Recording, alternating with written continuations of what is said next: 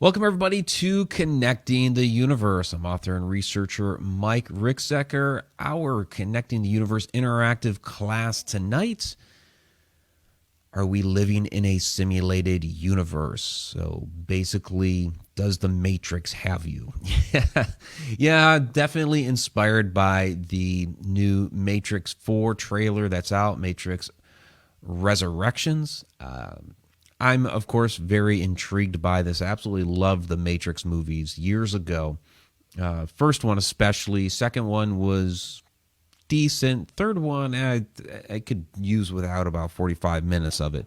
But we're not going to get so much. We'll touch on that stuff. We're not going to get so much into all of that as we are going to get into the different concepts of what the simulated universe actually means. We'll have some references back to the Matrix because that's kind of the pop culture reference that people understand and they get their reference now. So we'll get into a lot of these different things. We did have a number of questions come in, or comments and questions, with the question that I posted for our topic this evening, and that was the question that I posted on social media was, what intrigues you the most about the idea of living in a simulated universe? And so if you are listening to this later on the podcast or one of the syndicated broadcasts like on KGRA or KPNL, by all means, come join us out here, connecteduniverseportal.com, every week, Wednesday nights live, 8 o'clock p.m., It's an interactive class. You get the full presentation. You get to ask all of your questions. Join us. It's a good time. So this question, what intrigues you the most about the idea of living in a simulated universe? Sarah Yusuf had a comment here, exploring and understanding the causes and effects of change to the point of mastery. Very cool. Also, what intrigues Lindsay Rutledge, what the actual universe looks like. It's a good point, good question. What does, if this is just a simulation, the wool pulled over our eyes, what does that real world actually look like? And I thought about that for a few minutes. And basically, kind of reference, the image above me here, above my right shoulder, as above, so below. It's a phrase that we are familiar with throughout Hermetic tradition. We talked about it in the ancient symbolism class. What was that, about 3-4 weeks ago, something like that? So if we think about that, and again, look at the image, the top is very crisp and clear, and the reflection, the bottom is very kind of muddled. You can tell it is a reflection of it, but it's not crisp, it's not cleaned, it's kind of dirty. Is that what we're looking at here with our simulated universe? Is the above part, which is supposed to be, as it is in heaven, so it is on earth, is whatever that is beyond the real world, is that crisp and clean, and are we kind of a bastardization of that? If you think about the Matrix movies, the real world was just this post-apocalyptic hell, but you could see remnants of the old city there, where in the Matrix, in the simulation, it was crisp, clean, kind of had a greenish tint to it. We're going to get into some of those different concepts this evening. So let's see. Yeah, where is Neo when we need him? And Nicole, is this the Matrix? It looks a lot like Facebook. Yeah, the live broadcast is on Facebook. Yep. And Facebook user, click your StreamYard setting there on Facebook so we know who you are. All right.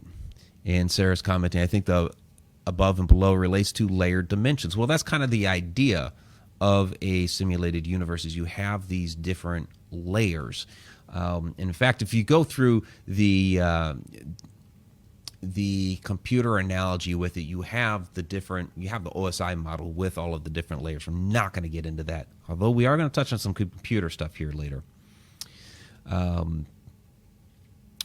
All right. Victoria Monday, her comment was, the thing that intrigues me the most is how the woolly mammoth gets in and out of the hollow earth. Well, woolly mammoth and hollow earth aside, here's my question regarding the mammoths. And this has been coming up this week because of the article that I posted about how they want to genetically engineer a woolly mammoth so we can bring them back from extinction. Or there's some still out there in the Alaska Triangle. That's the question too. But here's what I'm asking about. If we genetically engineer new woolly mammoths, are they then simulated woolly mammoths? Because we could not completely just straight up clone a woolly mammoth, because the DNA that we have so far from woolly mammoths is too fragmented and degraded, so we can't do it. So the idea is to mix what we do have with elephant DNA and some of this other stuff, and it would create kind of a hybrid sort of woolly mammoth that looks like it, but really isn't. So is it then a simulated woolly mammoth? Maybe. Food for thought. Tom McNicholas asks, my biggest question is, who's controlling my simulation? If it is a computer knowing it runs zeros and ones, do zeros control negative energy and ones positive energy? Would our minds control how the numbers play out? We are going to get into how your mind interacts with that. From a computer's perspective, one being on, zero being off. And you get into the idea of, with quantum computing, where it can be on or off at the same time, which kind of infinitely expands the possibilities. Who's controlling that? Can we possibly control it? That's the big question. Now, most world religions, of course, believe in a higher power, that there is somebody controlling all of that. Some supernatural deity, whatever that is. A lot of religions will say, whatever their God is. Is it intelligence? Is it just pure consciousness? People are going to ask now, and they have been for a few decades now, is it just a computer controlling all that? We'll get into some of those ideas. And then Nicole asked a question here that there was some back and forth on the thread. And so Nicole asked, do we choose the construct or is it chosen for us? Which is a great question. So the construct, if you remember from the Matrix movies, was basically how they, where they loaded into to get like their weapons or do their training or, a variety of different things. Mouse would have had you playing with the lady in red. So, but she had some feedback on that from some others. Natalie McVicker responded, or are there elements of both, a frame in which we choose what fills in the blanks? And then Sarah Jane responded, that's what I was thinking. Could it be chosen for us? And we have the power to manipulate it. So that kind of illusion of choice, although we don't have pure choice. So we get to choose some options, but we don't get to choose every option, just enough that it makes it appear that we have some sort of control. And where we see that, and we're going to start getting into our discussion now, when you look at something like, this is a screenshot from The Sims. And again, those that are just listening to the podcast version of this or the syndicated shows, if you want to see the presentation, come out and join us live Wednesday nights at 8 o'clock p.m., connecteduniverseportal.com. So this is kind of that idea. This is it's a game simulation, but it's simulating life. You play these different characters, these different avatars. You have options that you choose, where you choose how they look, you choose how they dress, you choose what job that they have. You get to build their house, set up their yard, have kids, all of that stuff. But there's still the game that's actually controlling the outcome, setting up random events that happen. It tries to determine and calculate how some of these interactions turn out and whether they negatively or positively affect the people involved. So somebody playing this, can get very immersed to the point where they feel like they, are actually, living their own life within the simulation, even though it's not. It's just a game. And so, people have posed the question: well, what if that's what's happening to us right now? That we are in this kind of game space, a very realistic game space, and we are playing that out. It's possible. It is quite possible. I don't think it's necessarily a computer that, in the terms that we think of today. When we think of these type of concepts, when we go down this road, we usually put this into the context of our knowledge at the time. So back in the day, they may have been thinking machines where you're throwing switches and levers. Now we have our laptops, our PCs, our supercomputers, that sort of thing. 100 years from now, it's going to be something else, some other technology that we haven't thought of yet. But when our sci-fi comes out then and we start exploring these concepts once again, we're going to put it into that context rather than what we're looking at now. So how does that work then? I'm going to throw something out at you. This is where I will get a little bit technical. So I have a degree in simulation programming.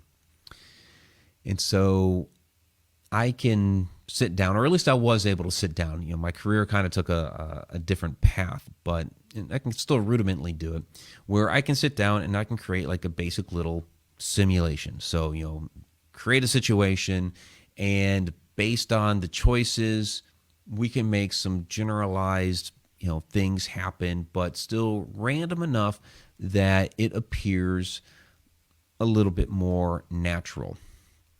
So what am I talking about here?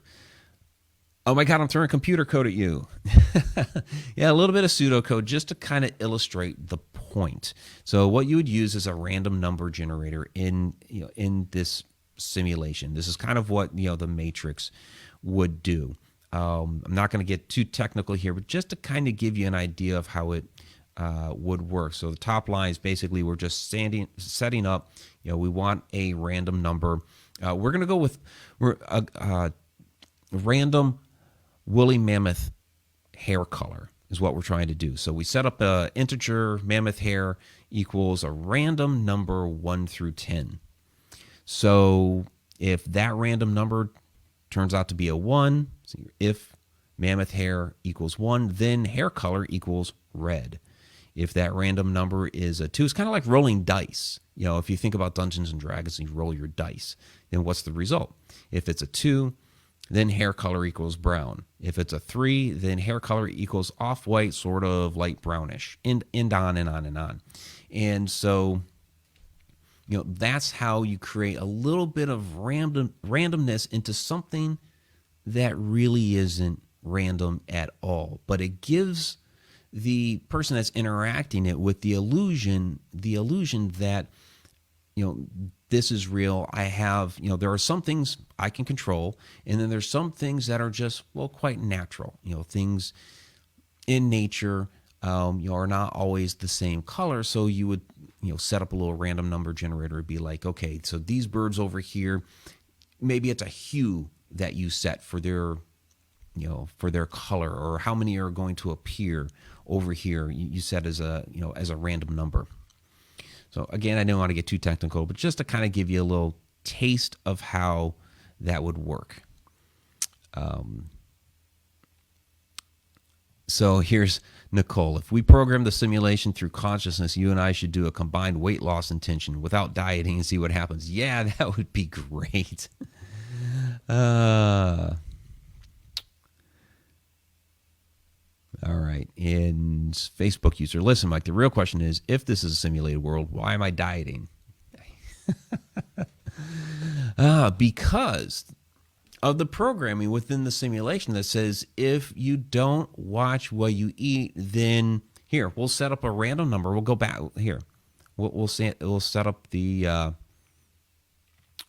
our test case. So if you don't watch what you eat and you eat all nasty stuff, then your random number 1 through 10, 1, you're going to get diabetes. 2, you're going to get a heart condition because of, high cholesterol.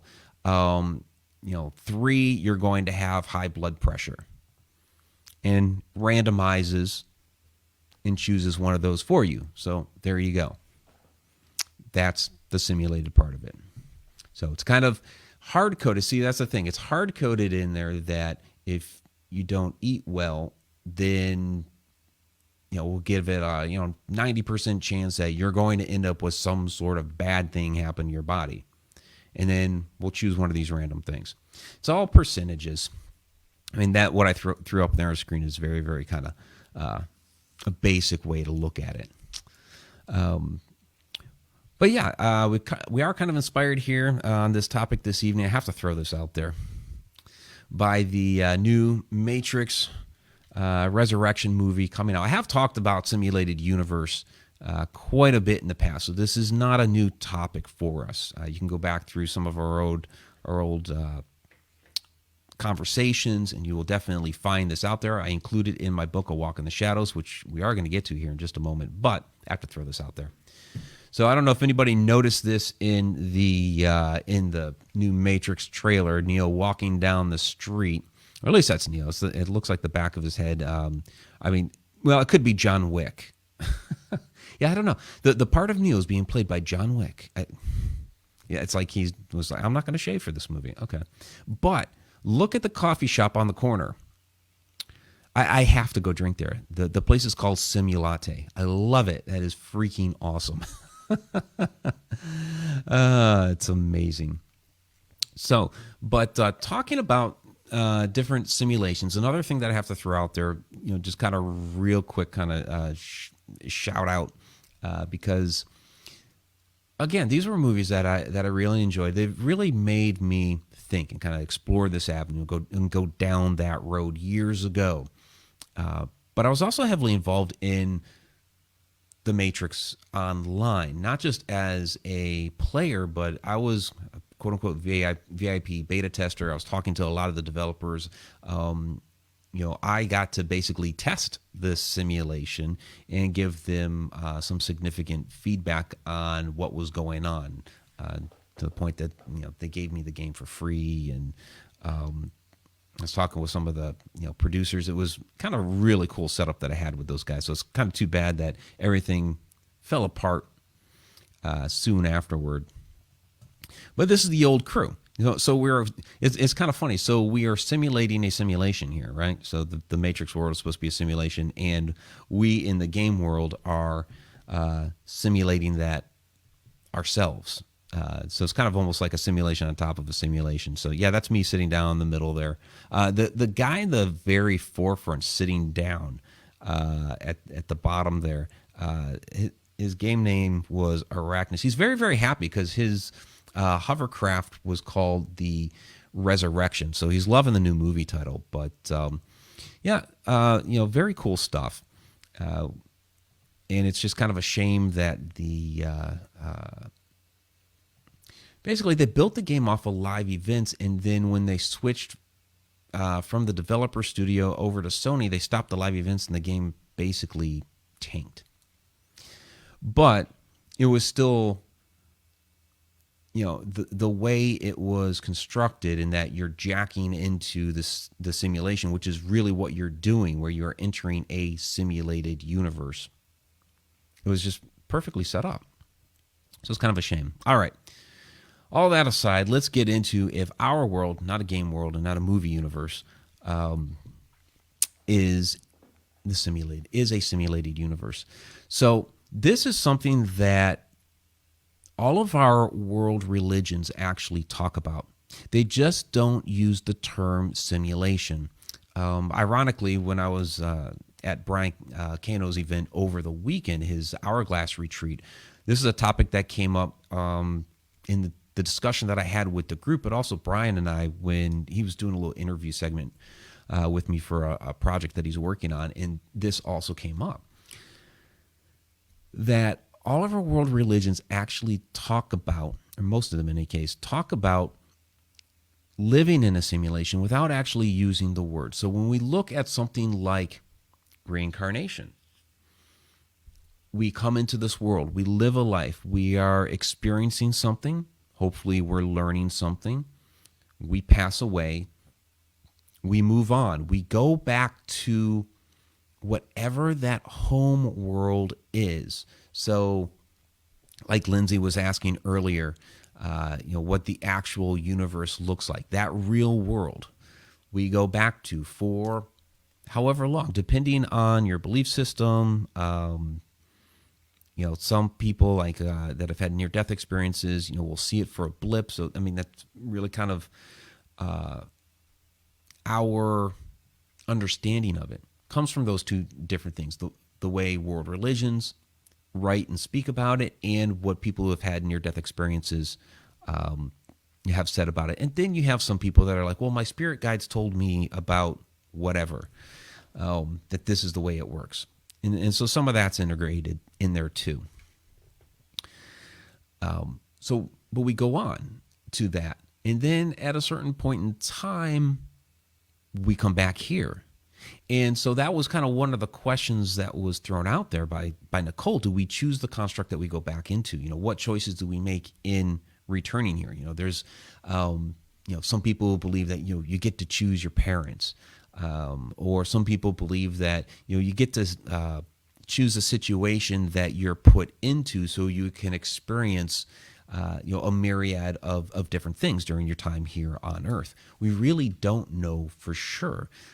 Again, it's from these, either, world religions that we're getting the ideas from, near-death experiences, past life regressions that people have had. So like the work of Dolores Cannon, Ariana Corsino, who Nicole and I have both had past life regressions with this past year, and learned some amazing things. But sometimes when people go through those past life regressions, they pick up on something from that homeworld. Sometimes it's not a past life here on Earth, or sometimes those past lives are on other planets. Sometimes it's in that quote-unquote homeworld, and they relate those experiences that they see there, which is quite interesting.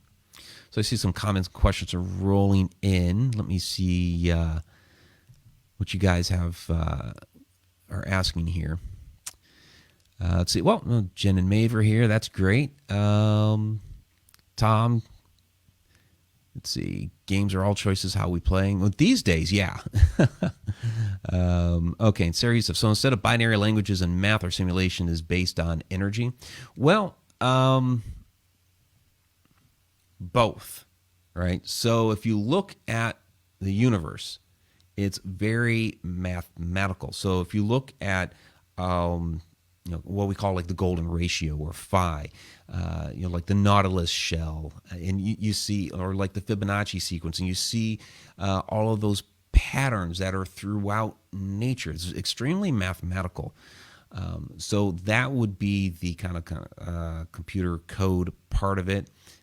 But then you have the energy behind that. What is actually powering that? What is us? We are some form of energy, but we don't know what the actual power source is. Like I said, I believe it's something that's more. It's not a computer that's plugged into something. I think it's more organic or biological, or on some sort of molecular level.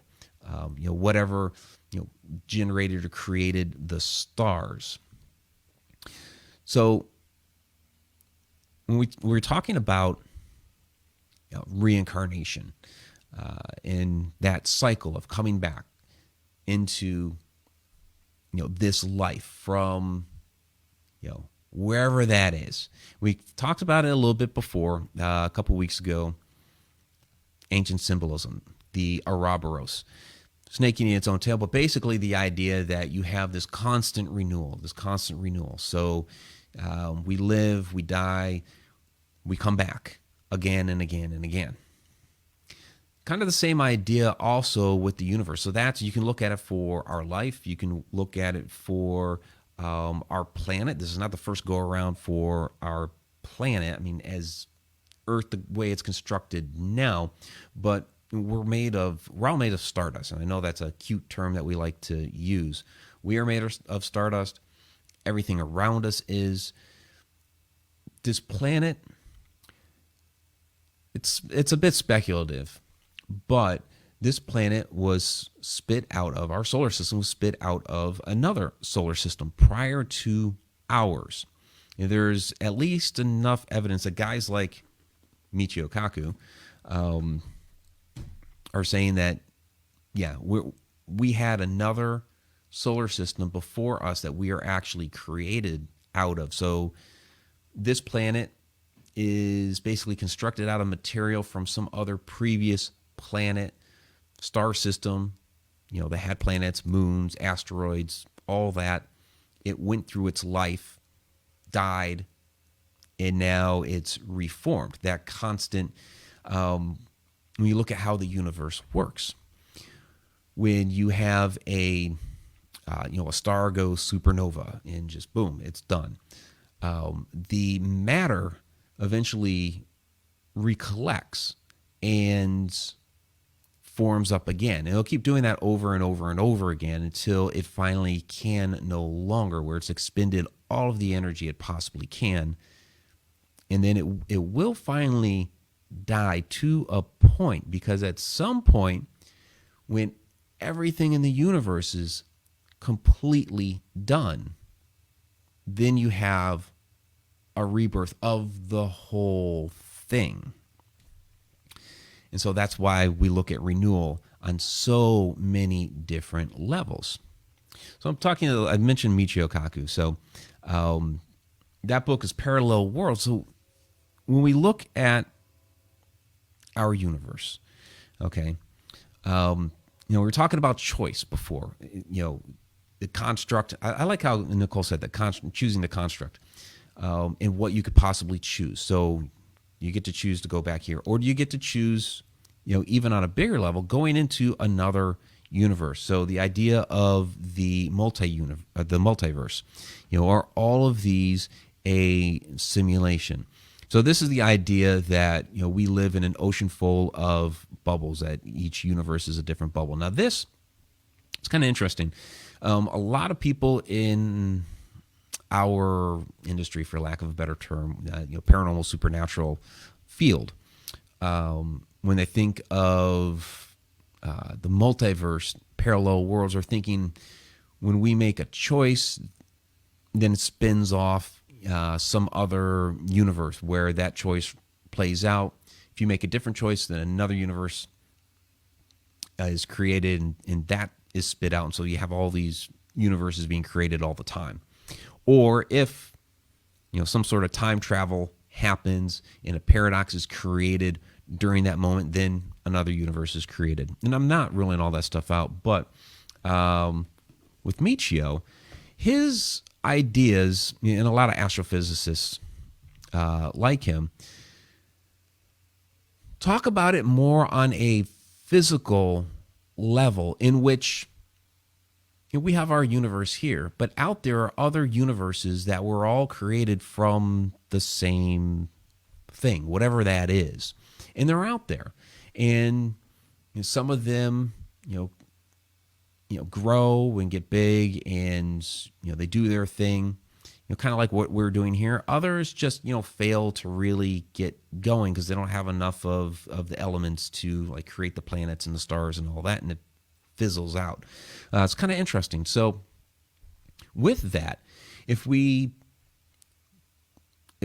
pass, if we die, and we go to that kind of quote-unquote homeworld, and we have that choice of, okay, do I now want to have a life and play a role in not Earth, not even our solar system, not even our galaxy, not even our universe, if we could actually choose a whole other universe with a whole different set of rules, like even completely different physics, could I go there and check that out and play around in that universe for a while? I mean, we kind of do that with our game programs that you can set all kinds of different physics within a game environment. You could have people flying around, bouncing around, doing all kinds of weird things if you really wanted to. So could I go to one of those after I pass when you reincarnate?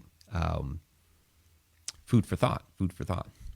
So I did want to go through some different Greg Brading quotes. And the reason why I want to do that is he actually has on Gaia TV, an entire, he has his Missing Link series, and his second season is all about living in a matrix, living in a simulated universe.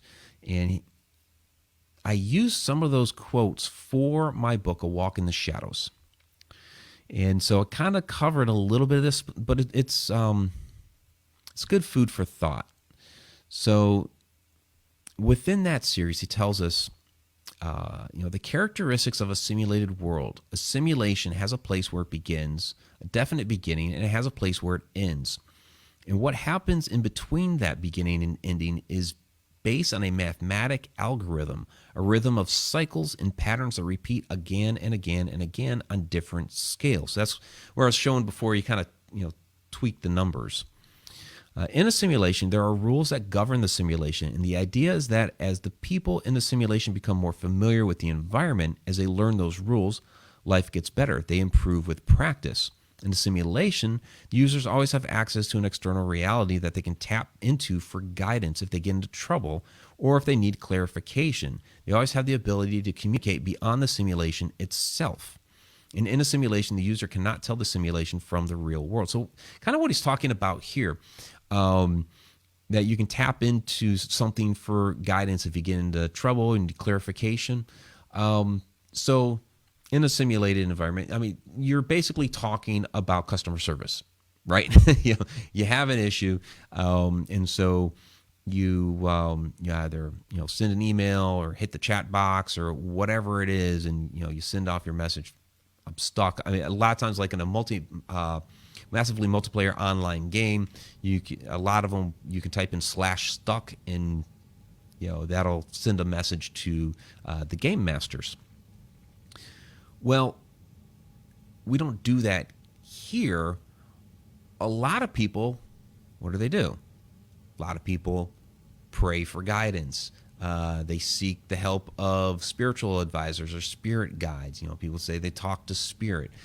So that's the way that they do it here, is you're praying or trying to talk to that higher power or spirits, or people will try to contact their ancestors, people that have already passed on into that other realm. So that would be the way that a lot of people will try to interact with something that's outside of the simulation that we're in. It's kind of an interesting concept. And it gets into some of the, kind of the traditional things that I've been talking about earlier. The Sanskrit word Maya actually means illusion. This is a fundamental concept in the Hindu tradition. They tell us that it is under the illusion, under Maya's influence, that the soul identifies with the body to the point where we cannot tell ourselves as separate from the illusion of this physical world. Under Maya's influence, we get lost in the body's expressions of ego and fear, sex, race, the color of our skin, our belief systems under the illusion of Maya. In those same traditions, the idea of enlightenment means to escape the Maya, to escape the illusion. So basically, we become enlightened and we're able to escape. Christian traditions tell us something very, very similar. They tell us almost universally that the world is temporary, that it is an illusion, not to get stuck here, that we are only here briefly, and that we are preparing. They actually say that we're preparing ourselves to live in another world. This parallels the ideas of a simulation almost to a T. So that's kind of what I was talking about earlier, in which our major world religions don't use the word simulation, but they talk about other things: reincarnation, being here for a short period of time, learning something, passing away, coming back with that knowledge retained, to live again, or like the Christian tradition, we're here preparing for the next world. There's some other world beyond this that we are going to. So it kind of describes that simulation. So let's get into some other concepts. You guys have some other comments going on down here. Let me take a look real quick. And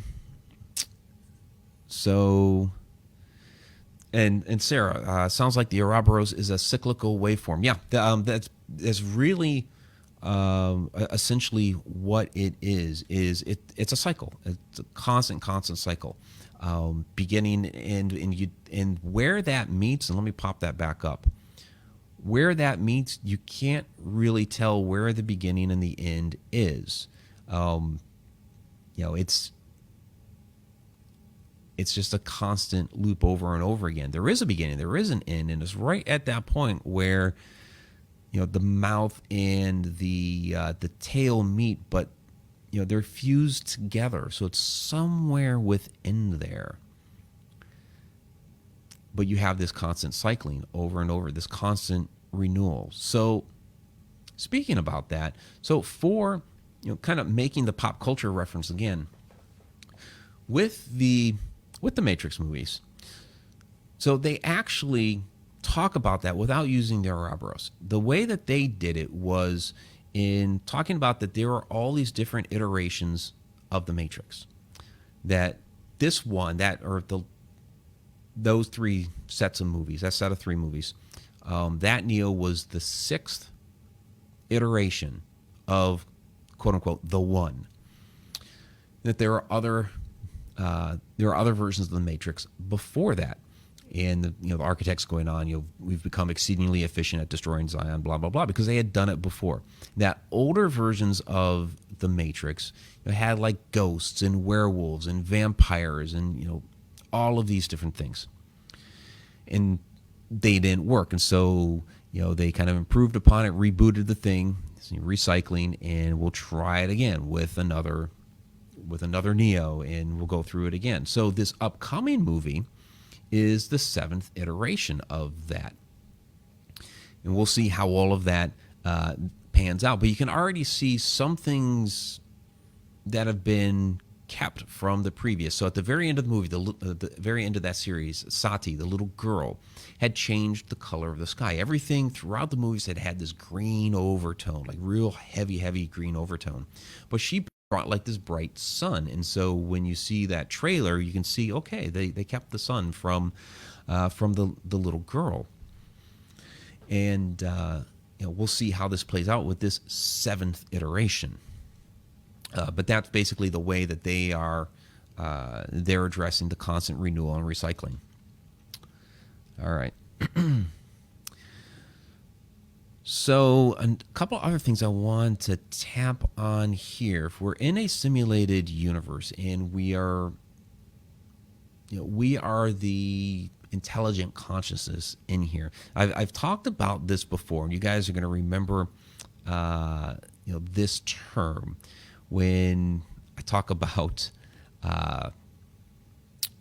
the reason why I talked about it in my book, A Walk in the Shadows, is because Nick Bostrom uses the word shadow people. And this is from his 2003 paper called Are You Living in a Computer Simulation? It was published in 2003 in Philosophical Quarterly. Completely, come on, it's inspired by The Matrix. The Matrix movies were huge at the time. But basically what he says is, in addition to ancestor simulations, one may also consider the possibility of more selective simulations that include only a small group of humans or a single individual. The rest of humanity would then be zombies or, quote-unquote, shadow people, humans simulated only at a level sufficient for the fully simulated people not to notice anything suspicious. It is not clear how much cheaper shadow people would be to simulate than real people. It is not even obvious that it is possible for an entity to behave indistinguishably from a real human and yet lack conscious experience. So the idea, and Dolores Cannon uses the word filler people, that there are people within this world that essentially are literally just taking space, so that the the main experiencers of that world, I guess basically the people that have souls, are able to experience that simulation, that world, without questioning it, which is so that they buy into the whole thing. And so I always end up saying it makes you wonder about some of the people that you see at Walmart that are just kind of aimlessly ambling about, and you're like, am I really seeing that? That does make you question it a little bit, because some of it's just like off the wall bonkers stuff that you see out there. But yeah, there are schools of thought, and the idea comes to down to resource management. So with Bostrom, it would be, if you're thinking of it as a physical computer like we think of today, you would have to think of memory usage, storage, all of that. And so if every single entity involved in that was this complex piece of code that used a lot of memory, at some point in time that's going to take up all of your resources, and therefore you wouldn't be able to populate the environment with all the people that you would need. So you end up throwing in these filler people that just take a minimum amount of resources, not the full thing, to flesh out the environment, and you buy into it. So there's Nicole. Makes me wonder about the people who wander right into my big red bus. Nice. Nice. So let me give you an example, and I'm going to go back to the Matrix Online. I'll throw this one out there real quick, because this was an interaction that we had with Morpheus within the game. So that's actually Morpheus being played by a game master that like I said, we had live events that were really, really cool. But if you notice in the upper right hand corner, so all the players have names over their heads, and the text under it is the name of their faction or their group or whatever. So we were the Enigma Directive. But in the upper right hand corner, there's somebody up there without a name.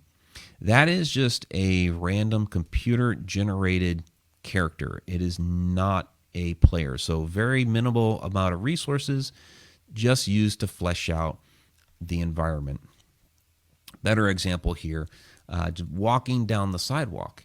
So you see myself here, DeBarlow, which was my character's name, Simlin, who was another person on the team, and you see these other people walking on the sidewalk. Now, I could walk up to that person. I could bump into them. We could have a little physical interaction, but they're not going to say much, and they're just going to try to keep walking on. But what it does, okay, there's nothing behind that. There's not a sentient being behind it. It's just, again, filler. But what it does is, as we are in the game environment, it makes it appear that this is a living, active, thriving city. All of these cars in the street here off to the side, those are just filler. There aren't people driving those cars. Not in this game, you could not, as a player, drive a car. So all of that is just filler to make it look like this is the real world, and we can buy into this, that this is really happening. So that's the idea of filler people, is those type of people that are just walking, ambling about. They're just there to take up some space. So in Sarah Yusuf, wallpaper people, kind of the same. And Tom, no, don't, you're not, you are amazing. Don't say stuff like that. So here, and I'll pop up Nicole's comments. Yeah, Tom is a good person with a good heart and amazing talent. Yeah, Tom's a fantastic photographer. We keep trying to get him to come on out and take photos for us. He's a fantastic photographer, among other things. So, all right. Another interesting aspect. So I had tossed up this photo earlier, which is tapping a data node. But I like the graphic in that, and this is again from that game. But I like the graphic because it makes it look like you're manipulating the code within the Matrix environment. And I bring this up because is that what we actually do sometimes when we create a tulpa or a thought form? And so the idea behind this, we've talked about tulpas before in the past. The idea of a tulpa or a thought form is being able to use the power of your mind to create a sentient being out in the world. The image here was Slender Man, because that's, more recent, very well known. It was very, popular there for quite a while. It's kind of subsided here a little bit. I think the Slender Man movie kind of, killed things there. But basically the idea behind Slender Man, now he was a fictional creation. It was a Photoshop contest several years ago in which it's just post a photo, and what Victor Surge was his username. What he had done was, along with creating these creepy couple of photos, was he put a little story element with it. So he had children in the schoolyard, and he had the Slender Man guy in the background, and then he had a little 1 or 2 line story element to go along with it, and everybody loved it. And because they loved it, he created a few more. But then other people started creating their own Slender Man images and creating their own pieces of story element to go along with it. And suddenly you had all this lore that was developing around it. And so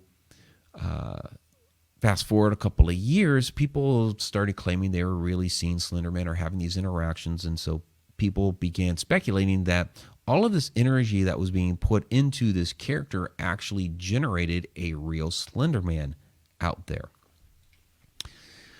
To me, a better example is actually, and it is one that I use in my presentation, is actually with Walter B. Gibson, who wrote under the name Maxwell Grant. He's the one that created the Shadow character from years ago, 1930s pulp fiction. Also, the radio show was based on that, The Shadow Knows. That one.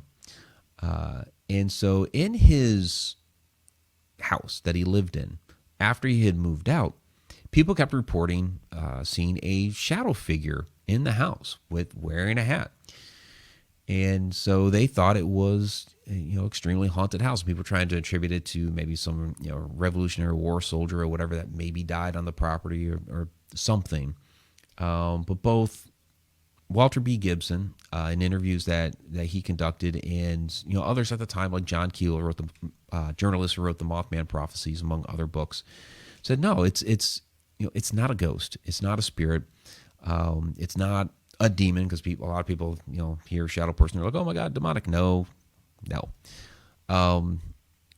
But what they believed happened was Gibson had put so much energy into creating that character, because he kept, he would always write it. It was basically he worked on that every single day and put so much energy into it that he eventually created a sentient thought form. And this is what was walking around the house, was basically his shadow character. So if we are able to do that to some degree, are we then on some level able to create our own code, for lack of a better term, within the simulation? So, with a lot of games, you can create mods. Now that is, you're basically being given permission by the developers that you can make add-ons, your own little add-ons or whatever to the game. But I guess a better idea would be, are you actually hacking into the simulation when you do that? When you put forth your thoughts like that and actually create a sentient being, a tulpa, are you actually hacking into the simulation?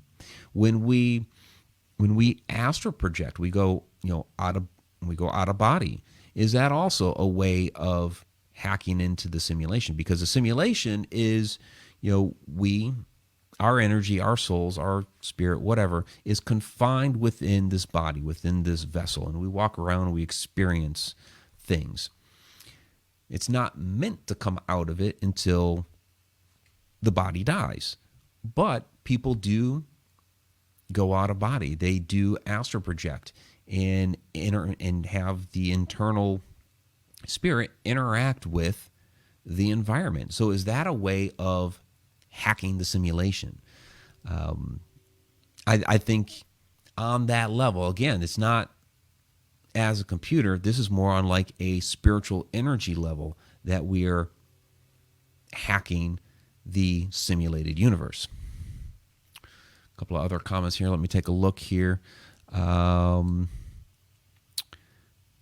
and there's Connie. Great to see you. I cannot get this. Is this the real life? Is this just fantasy? Stop running through my head this entire conversation. No, it's a great question. Is it real life or is it just fantasy? Our experience right now is this is a real life, and in a number of ways, it is. Again, the body cannot live without the mind, sort of thing. Like you think about the Matrix movies, as they were accessing the Matrix environment from the real world, there was still that connection there. So what happened to them in the Matrix environment did affect them in the real world to some degree. So things that we do here do have an impact in that real world. I think it does go back to the as above, so below aspect, not entirely 100%. Again, you look at the imagery of it and there are differences. It's not a complete crisp mirror image, but the idea, you can even see the Ouroboros wrapped around it, representing the cyclical nature of it. But the idea that things from below affect above and from above affect below. So there is an effect there. There's one other thing that I wanted to mention about the Matrix Online environment that's kind of that is kind of interesting. And I don't know if they're going to address it for the movie. So there was something that came up with the Matrix Online game, in that you've seen the previews and you know that it's not Lawrence Fishburne that's playing what appears to be a Morpheus type character. So one of the things that came out of the Matrix Online was Morpheus actually died in it. So there was an article by PC Gamer that came out that said, does what happened in the Matrix Online happen in the Matrix? Asking for Morpheus sort of thing. It was kind of cute, but are they going to keep some of those aspects from that? Because one of the interesting things that they included within the Matrix Online environment was they called them Cypherites. So you remember from the first movie, Cypher was the character that he betrayed them. He was the Judas. And he wanted to get plugged back into the Matrix. So he had experienced the real world for 10 years, said, I don't want it. I want to go back into the Matrix. I don't care if it's fake. I don't care if it's not real. To me, ignorance is bliss. I'd rather live in the dream world than live in the real world. And so they included in that game environment, Matrix Online, people that called themselves Cypherites, people that were red pills. They lived in the real world and they wanted to go back into the Matrix and not remember that they had actually been in the real world. Of course, the ironic thing about that was there was only a handful of people on Morpheus's ship that knew what happened with Cypher. So how did the others find out? We don't know. But is that a potential issue? Is that a potential problem? That's kind of hard to think of, because it's like this world is all kinds of jacked up right now. Who in the world would want to come back? But we don't know. It kind of goes back to, the original question there at the very beginning from Lindsay of, what does the real world look like? Well, yeah, what does it look like? What is it like? What do you experience there? What are the beings and people there like? I mean, what if you get up there and everybody's just a jerk? Well, maybe that's why a lot of us keep coming back down here, because like, I've had it with those people up there. I want that, just put me back in the simulation, boss. Plug me back in, and is that a possibility that we're down here because up there, or out there, or whatever it is has its own issues and problems? Are we experiencing the problems again, as above, so below? I keep going back to that. Are we experiencing the issues of the home world, or basically the issues of the universe? Are we experiencing those just in another way, in another fashion? It looks different, feels different, all that. We are experiencing the same dang thing down here, just in a little bit of a different view. It's food for thought, things to consider. Yeah. Tom needs to says he needs to watch The Matrix again. Haven't seen it in years. And here we go. Tom watched the movie The Secret. I'm using it to make positive things happen. That does work to some degree. So, well, I mean, I do believe in the power of positive thinking, but the whole parking space thing I have made happen. There's absolutely something to be said for the power of your mind. So it is, you can hack the simulation. I don't think it's foolproof 100% or whatever, but I believe you can hack it enough to make a lot of positive things happen in your life, have a lot of positive changes in your life. The idea of, hey, if I just think going into the driving to like the store and thinking I'm going to get a specific spot, and I have done that before, just visualizing I'm going to have that spot and just pull into the parking lot. Hey, there's that spot, and boom. I have done that before. So yeah, definitely do it. Make positive things happen in your life. All right. So one other thing that I wanted to mention is we talk about, okay, so how do we prove that this is a simulated universe? I think that's going to be very, very difficult to actually prove. But you do see some inklings of that proof coming out, and then you have others try to tamp it down. But this is a photo of the Anita Project in Antarctica. I'm actually covering this, if you can believe it, a little bit in the Alaska Triangle, more in depth in the Connecting the Universe book following that. But basically, what this experiment is in Antarctica is they're taking a stratospheric balloon, which points a radio antenna back at the Earth to try to detect radio waves that are emitted by high-energy neutrinos if they happen to strike an atom in the ice. I know it's kind of highly technical.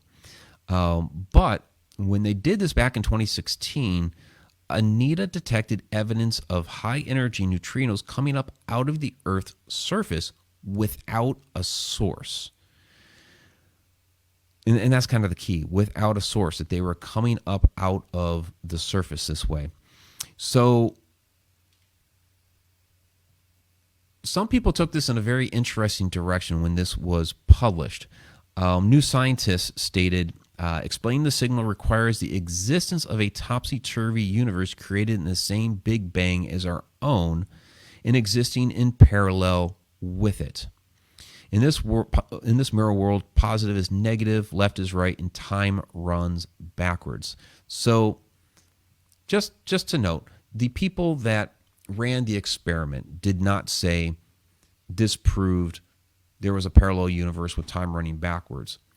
Somebody else came along, read those results of these neutrinos running backwards out of the ground without a source, and said, well, if that's true, then what? Okay, they asked the question, what would it require for that situation to exist? Which it did. It did exist. You had the neutrinos running backwards out of the ground without a source. So what would the situation have to be? And so that's where these guys at New Scientists were like, well, it would require this parallel universe where everything's running backwards, including time. So, is this the beginning of proving out some of these different things, like parallel worlds, parallel universes, time running in different directions, proving out things like the Ouroboros, in that things are running. You have the snake going in one direction, the tail going in the other. They're meeting in the middle. Is that where we're starting to finally see some of these different things come to light, some of these different scientific experiments? Now, again, those that ran the experiment were like, hey, those were not our findings. Those were not our conclusions. But I do like seeing people thinking outside the box when we see these strange results from some of these different experiences.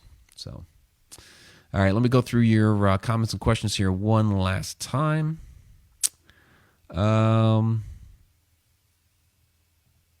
Nicole, isn't that kind of like saying prove there's a God? Yeah, it's kind of like that. It's kind of like that. And you're always going to have people that are like that. It's the doubting Thomas syndrome. It's like people do not want to believe until they actually see it and have concrete evidence. But even then, there are people that will see something with their own eyes and still won't believe it. But yeah. And then Sarah, what is the point of self-awareness? Isn't necessary growth of self-actualization? Well, it's an interesting question. When you're talking simulated universe, what is actually self-actualization? Then is it just becoming the best version of yourself in this world, or is it becoming or learning enough here that you are self-actualizing yourself up in the real world, up in the simulation? There are ideas that people their consciousness is spread out over multiple worlds, multiple universes at the same time. So they've basically jacked into multiple simulations. So I guess imagine if you're playing 3 different games at the same time, you got 3 monitors and you're trying to keep up with all 3 of them, to experience all at the same time, which is kind of hard to keep up with, but there's a school of thought for that. And that's kind of the the question about the point of self-awareness. That's kind of the question of, what is the point of it all? What is it that we're supposed to be learning and doing? And as we're learning things and doing things, what do we eventually do with that knowledge? Where does it take us? Once we've acquired it, what do we do with it? Now, I'm of the school of thought that the things that we learn here on Earth, I can't take physical things with me, but I can take knowledge with me. And so I'll take that on with me. But I'm also of the school of thought that we need to pass it on to others that are here right now with us and for the next generation, that we pass those things on. What we end up doing with it ultimately, why? And that's a $1 million question that nobody has the answer for. That big, what's the purpose of it all? I don't know. 42. It's the answer to life, the universe, and everything is 42. We don't know why we're going through all this and experiencing all this, and what we're going to use this knowledge for something. That's about as much as we've been able to come up with, is that we're using it for something. In the meantime, I can do the best I can do with it here, and that is pass it on to others that are here, so it doesn't get lost over time, so that others can take that knowledge and build on top of it and keep passing that on. But the end game, I don't know what that is yet. So, all right, everybody. That is going to wrap it up for Simulated Universe, at least for today. We will come back to this again and again as we because there's a lot to explore here. So I would say expect more on this when the new Matrix movie comes out. So give it 3 months. I'm sure I'll be inspired to talk about it again. But it's always I always enjoy going down this road.